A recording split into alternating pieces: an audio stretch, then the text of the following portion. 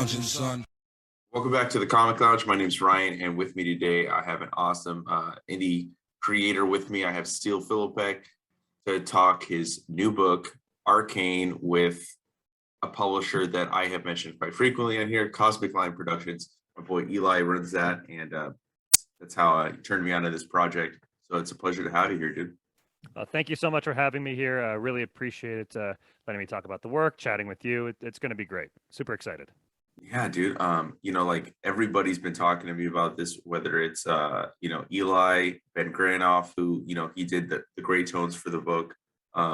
Everyone's been talking about this book. So thank you again for sending me a copy of it. There's nothing like reading it in physical form as opposed to digital. You know what I mean? I will always read digital, but if possible, like just it's the tactile nature of comics that I need as part of the experience. So absolutely. I mean, look, I'm a Comixology Unlimited subscriber. You get a lot of great deals on. You get a lot of, particularly not back matter, but stuff, but old issues and stuff like that. It's great to catch up on or stuff you haven't found. But you're absolutely right. Trying to get in your hands. It is a physical media, so yeah. there is a benefit to having that. Yeah, and it's funny. I sometimes forget not everybody has the access I do. Working in a shop. So if I want to read something and somebody mentions it, I can go to the shop, and if we have it, I just like, okay, I'm gonna borrow this real quick. I'll bring it back. So yeah, I've definitely I've definitely done a lot of my reading the last couple of years, like being able to like hear people's recs and like I just go to the shop and I'll take it home and then I'll bring it back. So that's besides the point. Let's talk to you. I always like to ask people, especially if I'm, talking to them for the first time, kind of what their like secret origin, like what is your origin in comic books, right? Like how did you first get into them as a fan, and then like take me up to the point from fan to where you first started wanting to create your own stuff. Yeah, so my parents, when I was a kid, if they needed some time because they were running errands or they were doing something, they'd stick me in the car and they'd give me a comic book that they bought off the news rack. And typically they bought whatever, looked the most appealing to my sensibilities. Typically, people beating the tobacco juice out of each other. I remember reading X Factor a lot as a kid. Spectacular Spider-Man I had a subscription to. And those kind of adventure action kind of books, very influential on my later work. Sal Buscema, Phil Hester, that very I love blind and yeah, love Phil Hester, right? dude. He's so awesome, dude. The Wretch, his Green Arrow stuff, everything he does is just phenomenal, and his writing is really good too. I can't forget that. Yeah, no, it's so great. It's fluid yet at the same time stocky. It's got this wonderful sensibility to it, and he really knows how to use negative space to his advantage. Mhm. So that was the kind of stuff that I grew up on, and I remember. And I wouldn't say I fell away from comics, but I began to get into writing, and I did drawing, and I was always kind of a doodler and a cartoonist. And then I remember one of my friends, Brendan, got me a copy of the first volume of Saga of the Swamp Thing. And I remember reading it and being like, this is completely different than everything I've read before. It was still superhero, but it was horror. It was grim. It had all this like kind of X-File-ish kind of stuff, or rather X-Files had Saga of the Swamp Thing stuff in it. Right. And and that sent me down a path of reading Gaiman, Sandman, beginning to get into manga, reading Parasite and Lone Wolf and Cub, finding Scott McCloud, reading Zot. Still kind of always in that very much drawn to action, adventure, horror, to a degree, science fiction and fantasy. I'm much more so into that in the literary form. But that's kind of where I began to develop my sensibilities.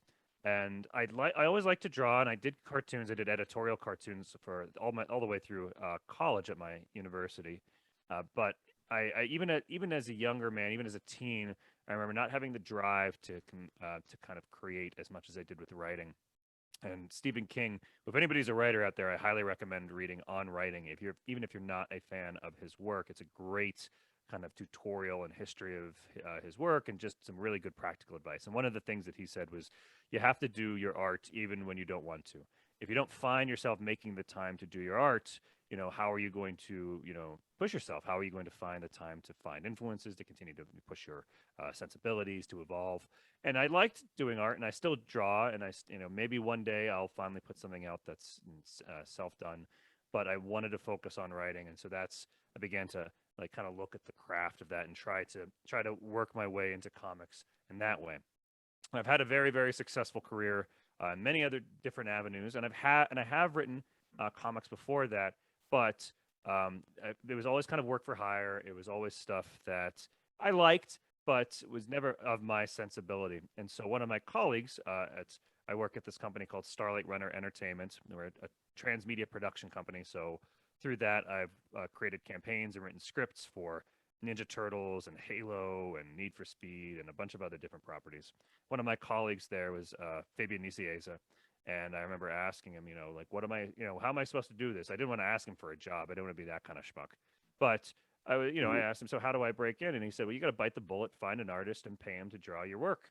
And then you can kind of let the chips fall where they may. And if you've got a good idea and you've got a good sensibility, you can, you'll get noticed. You're not going to necessarily make $1 million, not necessarily pull a Noel Stevenson, get Lumberjanes, and then get hired as a showrunner on She-Ra, but that's something where you can make an artistic statement, and it's pretty uncompromising. You're a writer, you hire an artist, and then together you collaborate and you put it out there. It's a step removed from stand-up comedy where you're the only person in the audience. You're creating something out there. And so I began to doodle. I was also based on his recommendations to doodle away and come up with outlines and kind of get a visual sense in my mind. And then I reached back to an old idea that I'd had when I was a kid for it was called The Dark. And then I changed the name because The Darkness was out, and I changed the name to something I thought probably wouldn't become trademarkable, which was Twilight. So I continued to evolve the project, and it was interesting because as I looked back in my notes, and I'd never quite given up on this. I was always trying to find something to kind of get into that would reflect my sensibilities, not necessarily spiritually, although there was a phase in that, but also just like looking at horror and action, and to a degree comedy, using it as a lens for looking at society. And so I began to develop that and reached out to an artist who I discovered, Mac Radwanski, who's the artist on the series. And that's where, we shared our sensibilities, we shared our various loves. Saga of the Swamp Thing, was a huge one, but also Courtney Crumrin, The Sixth Gun, I loved Bone growing up. These kinds of, once again, action adventure with like kind of like a dark edge to it. Yeah. That's where kind of this Arcane book came, and this is 4 years in the making with Mac, and eventually Cosmic Lion and Ben Granoff doing tones, and a host of other people, Max Haskin and Jesse Bowen and editorial, and Sam Perkins and Chris Misi. There's a lot of people who've been involved in this, but that's kind of my journey through to this project here. Yeah, I mean, that's pretty crazy, dude. You have a full-time job, right? Like doing something else. And I kind of, it's kind of selfish, but I'm curious because like I often think too, right? Like I love comic books. I've been reading since I was 34, 29 years of comic books, always surrounded. That's something I've never given up. It's my go-to entertainment instead of like putting on a movie or a show or whatever, how do you balance something before I want to do this before we get into how do you balance something like that, working a full-time job while also trying to find time to do this? Because I try to figure out, like, I work full-time, then I'm also doing the YouTube stuff. So like I'm like, am I supposed to like, should I like give this up? Not my job, obviously, because I need that to live, but should I give this up to try to focus on writing? Or like how is it that you find that happy balance so that you can still have time to create? Yeah. So it helps that my job I get paid to be creative. That does so that I get to think through things and create story worlds, and that obviously allows me to learn on the job, quote unquote, to be able to create my own properties. And so that's where a lot of my work now comes when I do script doctoring, when I do consulting. It's about story world design. And I do other stuff too, but that bring in Steele. He's the story world guy. He'll know how to fix this problem. but also, there are technical things. Something I was taught very early on was to type fast. So I type very fast. It's something Okay. that I recommend to writers all the time because it's a technical thing that you can teach yourself, and it doesn't take that long to teach you how to type fast. And if one can type fast, if one can type at like 80 words a minute, like I can, you can, and that's not particularly fast. It's fast, but not, astonishing. You can churn out a couple thousand words, in twice the time that someone who can only type at 40 words per minute. It's a technical thing that you can teach yourself, and it might be garbage, but most art that everybody creates is, a little rough to begin with. And Mhm. you can learn twice as fast too, because you struggle, you go through it, and then you begin to learn. And then the more you write, the more you learn. It's the same thing with art. It's the same thing with everything. And I think also it's never it's never just consuming content. Always looking at it with a critical eye so that you're always learning from the process even as you're watching something and questioning it as you're watching it. Mhm. So my wife hates this when we watch a show because like every 5 minutes or so I'll pause it and I'll see where the structural beats are, like where something happens in a show or in a movie or something like that. I want to see the progression and the arc and how it's moving from that technical perspective. And she's like, okay, what's going on now? And so I tell her, oh, this is the point of no return, and or it's the midpoint, or they're doing something interesting here. This was something we were just watching, Reservation Dogs, which I highly recommend to anybody who's listening to this. It's Taika Waititi is an executive producer. It's a kind of a dark edge sitcom set in Indian territory in Oklahoma about these four young people who are trying to, like, it's kind of existential. They're trying to escape and yet dealing with the reality, and it's very darkly humorous. And so it's not the same kind of thing where it's a visual goal all the time, where you got to steal the money or get the girl or defy this. It's a lot more personal. And so I'm like every 2 or 3 minutes I'm stopping it and trying to figure out like what's going on. And I think that that's something that people can do too. It's not just using your downtime to relax, using your downtime. If you're a video game creator, playing through a game, what is going on in this particular one? Why am I engaged? What's the hook? What's the gameplay loop? Why am I enjoying this? Or why am I not enjoying this? That's the other thing. To not just look at something and lambast it, but understand why one doesn't like it, so that one can keep a journal and say, these are the things that I dislike, and this is what I don't want in my own product. So, and then also it's just finding the time, carving out, even if it's an hour, every day, just 30 minutes in the morning, 30 minutes in the evening, just some time, and finally having a schedule for a release if you have it and sticking to it, because that kind of, it's a self-imposed deadline. Okay. Well, now let's talk your book. You said it's 4 years in the making. Mhm. So, so can we talk about the long period of the creation of the book? Because I've read the back matter. I talked to Eli, because he shops. I met him through the shop I work at. So that's how we developed that friendship.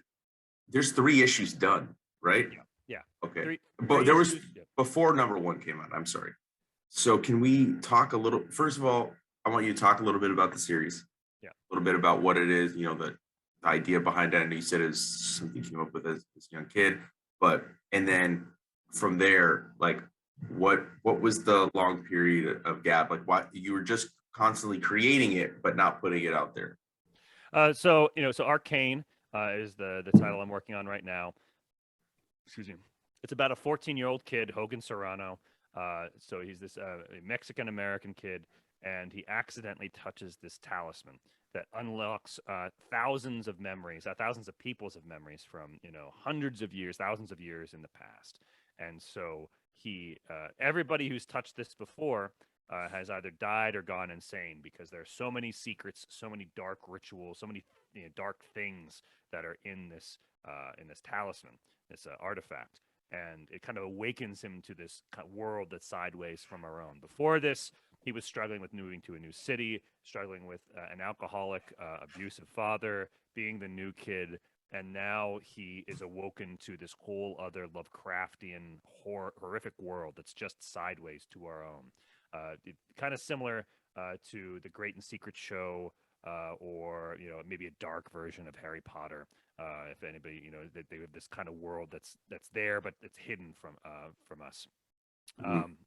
So that's I was trying to, for a long time I was trying to like get into this and understand this kid's emotional journey, what it's about, because it's about a journey through adolescence. Each of the major arcs, each of the major villains, each of the major things is about a different aspect of growing up and realizing that there's this whole world out there that you didn't expect. And for Hogan, for the main character, it's a journey into manhood. He's going to deal with addiction. He's going to deal with philosophy, new things that he was never experienced to in a dark format. At the same time, while trying to control this amazing power, because he's beginning to manifest dark powers, because people who have controlled this thing before had dark power, and he's remembering how to do it, and trying to maintain this power and his humanity in the face of utter darkness. Kind of a dark look at growing up, but I grew up in Pittsburgh in the 80s and 90s, and a lot of kids suffered from with alcoholic, abusive parents, and the destruction of industrial America, and people struggling to put food on the table. Not me. I had a great relationship with my parents. I had a very decent upbringing, but I saw all that, and I had many friends who didn't make it out, either because of addiction or death or anything like that. And so I wanted to kind of take that journey and exemplify it and put that into this book. And so that was something that I wanted to make sure that I did. The world is littered with supposed 6-issue miniseries that only ever get to 1 or 2, or they never, kind of go anywhere. And first of all, that always annoyed me. I remember my brother and we loved Battle Chasers. Yeah, dude. Yeah, and looking back, it's not. I mean, the visuals are great and there's some fun stuff in there, but it always pissed us off that it kind of just like petered out and it never went anywhere. And there are several. As much as I've loved Kevin Smith's work in comics, we can enumerate a number of times in which he dropped the ball there. I loved Blue Monday growing up. I still love Blue Monday by China Clarkson Flores, sorry, and she did several series of Blue Monday, and then she did Thieves Like Us #1, and then it never kind of finished. And that always kind of, I loved her work. I loved Kevin Smith's work, but I wanted to see the conclusion of the story. And so I wanted to make sure that there was a conclusion to this particular story, that I wasn't going to, start something and not finish it. So for me and for Mac, this was a part-time gig. This was when we could get it. So he would, draw a page or two a week when he could get to it. And so that naturally took, weeks and weeks. It would take, it's a 28-page book. So, an average about 14 weeks per issue. But there were times when he would have to focus on his own work and he wouldn't come back. And there'd be times when he'd come in and he'd do 3 or 4 pages in a week. So it was this kind of delicate balancing act. And I also wanted to find the right partner, the right publisher. I could have self-published this, but my expertise is not in publishing, glad handing, reaching out to people, cold calling, selling. I want to write, I want to create. So that's kind of the promise that I'm giving people who pick up this book, that if they like it, they're going to get a complete arc. And we have the first 3 issues essentially done. The 3rd issue, which will be coming out in late October, early November, is going to, needs a little bit of a touch up. But then we've got the inks and the lettering for issues 4, 5, 6, 7, 8, 9, 10, 11, and 12 ready to go, so that we can continue this process. So it's essentially 3 issues on, a month or 2 off, 3 issues on, a month or 2 off, 3 issues on, a month or 2 off. It'll give us an opportunity to crowdfund if that's something we want to do. It'll keep things manageable with regard to release. And it's a promise to the reader that if they like the book, that they're going to keep going with it. That there will be more stuff in the future. I can't promise super high grade paper or the art of a legend, but I can offer something that's very heartfelt and something that's going to continue on if you enjoy the book. I love the paper stock, so I have no problems with that. You made a very wise decision picking Eli. I think he has been such a champion for indie creators since I've met him. And I met him shortly before he did his Wizard zine. He's got a second one of those coming out. He does his Ween zine. He does a podcast. I mean, he's just like he's I would say he's just as passionate about comics as I am. You know what I mean? And it's rare that I meet somebody that's that I feel is as passionate as me. Obviously, my buddy that does a podcast with me, I think he's just as passionate. But Eli is just the type of products he puts out, the quality of the product. So the like, I mean, I think it's great, and I love black and white. So I love the tones that Ben Granoff did. I think he did a fantastic job. What was the decision behind doing that? Like having it almost feel, because it kind of feels like an 80s, early 90s black and white comic, you know? I mean, so partly that's Cosmic Lion's thing. You know, they do a lot of different stuff, but you know, through the lens of that kind of, you know, underground indies kind of that look and tone. You know, classic Eastman and Laird, Ninja Turtles, and we can go on and on about the influences there, um, which appeals to people of our age who either grew up with it or just after it, and it was kind of aspirational to the books that we were reading. So Mhm. it was either those works were either influenced by the books we were reading when we were growing up, or they were, you know, they were a part of the same ecosystem. So and Arcane has that kind of sensibility, as I said, very much inspired by Saga of the Swamp Thing, very much inspired by you know, some of those horror, you know, fantasy pieces from the 80s and 90s. So that kind of had a good fit.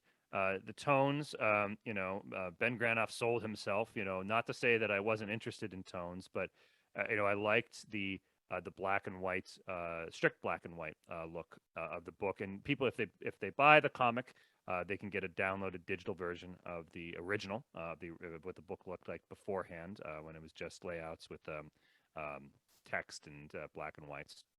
But what really sold me was that it did take the book in a different direction that kind of amplified it. I think, you know, Ben's work is amazing in issue one, but in issue two, we're gonna get into a cemetery, and he's gonna use like dappled sunlight and leaves, you know, falling on tombstones and earth tones, and he's gonna mess with what, you know, with these memories that Hogan is playing with, kind of giving it a surreal quality to it, and it really does take it to the next level.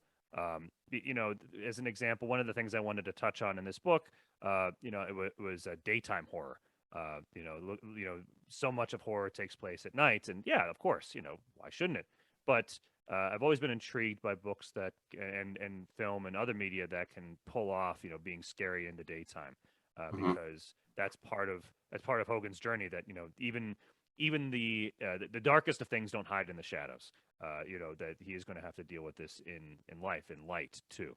So that, you know, the quality and the gloominess and the eeriness that the tones bring out, particularly in that issue, you know, really something that, you know, it makes it special.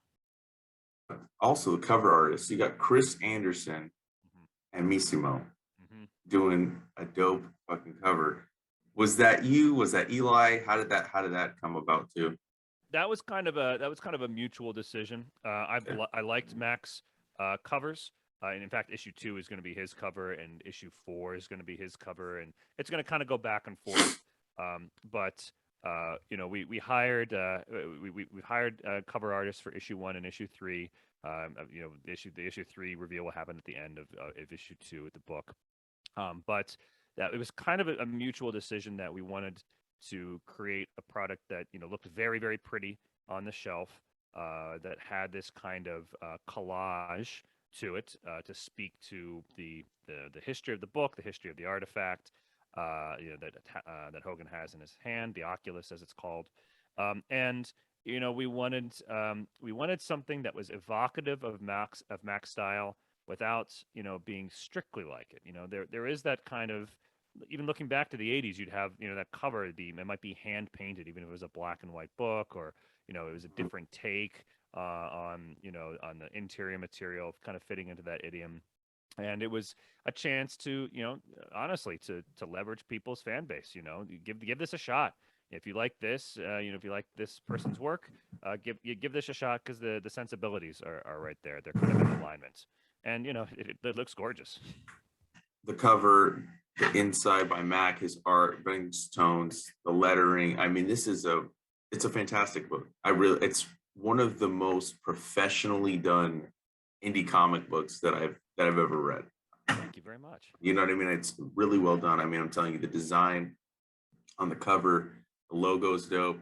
I mean, this easily could, you know what I mean? Like easily could fly off shelves. Now, I'm curious, how is the distribution going to be for the book? Yeah.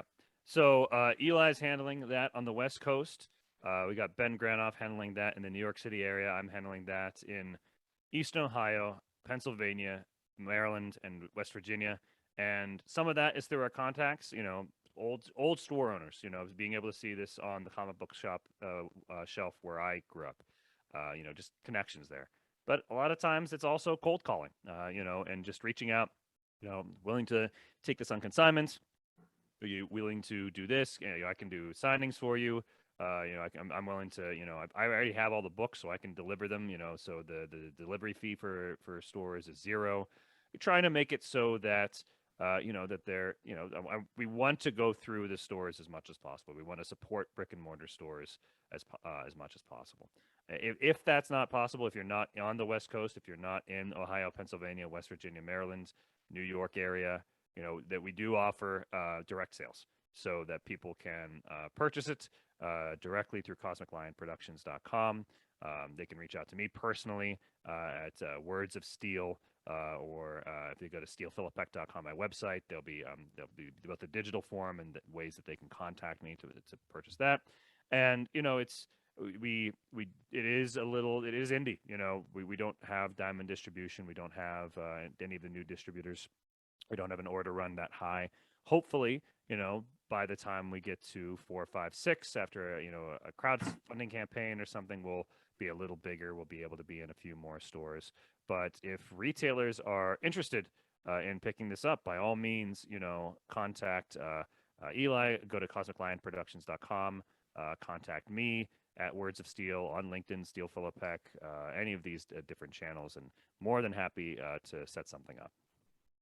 Yeah, I mean, if I had an online store, it would be on there for sure. It's something that I've been kind of toying with the idea of starting my own online store and having also a lot of indie stuff. That way, like all these people that I'm interviewing, it could just be like one spot. Like people could just click on a link below to my site and order stuff. So we'll talk. I'll talk with Eli too. If I set that up, I'd love to kind of help pump this book up as much as possible, dude, because I think it's really dope. Cool. Thank you so much. Much appreciated. Yeah. And I want to know, like what is the ultimate goal of this series? And it's 12 issues. Is this kind of for you? Is this a one and done type of story? Like there's a beginning, middle, and end. Is there room for maybe you to kind of revisit this world? Maybe talk about some of the, you said this is a talisman, the thing has been around for a long time. A lot of people have carried it. So have you thought about maybe telling stories of the past as well? Yeah. So actually, in issue 9, we get kind of a standalone episode issue, which looks at a past life of someone who's carried this, and it's through Hogan's vision. So it is potentially a portent of things that will come for him if he is not careful. So we are going to explore these lives. In issue 2, we get a glimpse of another character's life, and we're going to see that through the series. Hogan is going to go back through his memories and see these different things, once again playing with the theme of like recognizing you're not the most important person in the world. There are all these people who've had different troubles and trials before you. Kind of, this is just the symbolism for that. It is kind of, at this point, an open-ended series. We'll see how long we can go with that. There are specific points that I've very, very vaguely outlined, a beginning, middle, and end over the course of about 50 issues. But there are points where there is a natural kind of resting point, so that if we get to this point, so that was like 1, 2, and 3, kind of, if there was never anything more of Arcane 1, 2, and 3, there's a cliffhanger, but it is a little wrapped up, so that if we were forced to stop there, that's fine. Ditto through issue 9. And then at the end of issue, we have 14 is there's another cutoff point. So every 5 to 8 issues, let's say it's 3 to 8 issues, there's a point at which if we needed to set this down, we would be okay with doing it. I'd want to continue on because I do have things and elements that I'm tying up, and there's a deeper mythology that if people read, what created this thing, what is its purpose, what is going on in the broader, Lovecraftian alternate universe that is so that makes this thing so important that everybody wants it. That I'm gonna slowly see through each issue and hopefully pay that off. But there will be new revelations and new things that are going to come down the road, so that there will be answers. Maybe not every answer, but hopefully, we get to that end goal and we can explore different things. I'm not going to say that I'm thinking of spinoffs already. I'm very much focused on this work, but as a story world creator, there is, what I try to do is create for open-ended nodes, so that if there was something that we could spin off, or if there was a character that was particularly interesting, or something to the side that we could explore, that there are those possibilities in the future. Awesome, dude. Awesome. Well, like I said, I'm loving the book. I can't wait for issue 2 to come out. Is there anything else that you got in the works? Anything else you might kind of talk about? Yeah, sure. So right now I'm running 2 podcasts. One is called Building a Better Story World. So it's a nonfiction podcast. It's all the tips and tricks, case studies, and prompts that I've accrued in 13 years of working in this transmedia, multimedia space to how to create successful story worlds. So not just creating good stories, although I do give tips and tricks on that. I talk about creating better dialogue and exposition and intros, but also what it means to have a successful story world. What are the attributes of that? So if you're a dreamer and you want to create something like Tolkien, or you want to create something that's entirely your own, what has been done in the past, what has succeeded in the past, and maybe where are some spaces that haven't been explored, and how can you create your own story world that has the best chance of success? So that's buildingabsw.buzzsprout.com. Although if you Google it or search it in your favorite podcaster, Spotify, iTunes, Pocket Casts, you can find it there. And the second is Queens of the Sapphire Sea, which is an audio drama and adventure serial that I co-produce with my buddy Adam Lance Garcia. We have this this production house called Radio Room, in which we produce each other's audio dramas. So we just launched season 2. Season 1 is entirely available on queens.buzzsprout.com. Once again, available in Spotify, iTunes, Pocket Casts, et al. Although you can do direct downloads and direct listens there. And it's high-flying seaplane action about interwar Europe, specifically these 2 seaplane fighter pilots who deal with fascists and rum running, and kind of this witty repartee and banter, very much like Porco Rosso, if anybody is familiar with Miyazaki's works. Kind of getting into hair-raising scrapes and back and forth. And so it's every other week through October. We're doing the first half of season 1. And then we're going into Adam Lance Garcia's The Green Llama, which is a licensed property, an old-timey radio show, which I co-produced and wrote an episode and a half of. So that's another place, and that's going to be greenllama.buzzsprout.com. That's going to launch in November. So you can find my work in those spaces, and find me at Words of Steel on Twitter, on LinkedIn, steelefilipek.com, where I write essays about multimedia and do all sorts of things. Awesome, dude. Well, you already answered my what I was going to say. I was going to ask you to tell people where to find you, but you already answered. So I'm going to drop all the links down below. Everybody listening, watching, make sure you go pick up the book. Those links will be where you can find them. Will be down below as well. I'm pretty sure we'll be carrying them at the shop I work at, Collector's Paradise in Winnetka, California. We'll have those available for you there. And Steele, thank you so much for taking time to talk with me, talk some comics. I definitely want to talk with you again. Definitely, maybe after the first arc. Maybe even just to maybe pick your brain on like writing, dude, and just the process of writing. I think that'd be kind of fun to talk with you. So absolutely, 100%. More than willing to talk the comic. More than willing to talk comics in general. More than willing to talk writing. All right, cool, man. Well, we'll set that up. And again, thank you for the chat. Go pick up Arcane, and we'll talk again soon, dude. Yeah, thanks so much.